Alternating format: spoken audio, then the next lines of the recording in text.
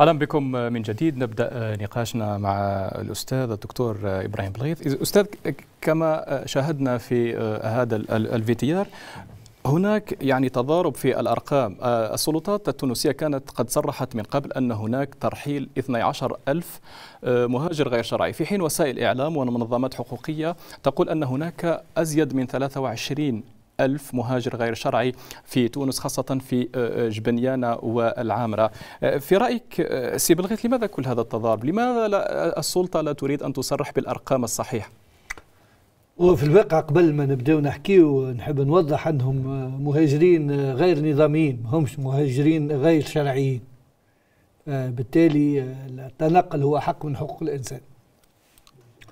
فالمهاجرين ومسألة أو معضلة المهاجرين في تونس والتعامل الغامض هذا والغير متناسق والذي لا معناها يناسب دولة قائمة وسلطات تدعي أنها أعادت هيبة الدولة إلى تونس. طبعا التناقض هذا يوري أنه وراء الأكمة ما وراءها، وأنه التعامل متاع السلطات التونسية قاعد يتم معناها بصفة غير شفافة، مما يحيلنا إلى مختلف معناها الادعاءات والقراءات الموجودة.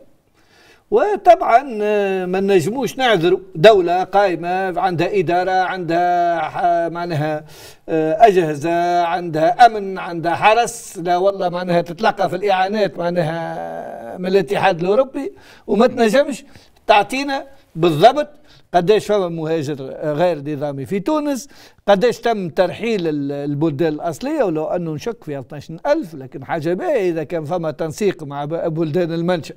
لأنه من عمناول من تصريحات فيفري 2023 العنصرية متاع قيس سعيد ونظرية التعويض الكبير، كنا نتساءلوا على غياب دول المنشأ على الجدل هذا، لأنه العملية صايرة بالاتحاد الأوروبي أساسا إيطاليا وتونس وبقية بلدان العبور مش بلدان المنشأ. إذا كان فما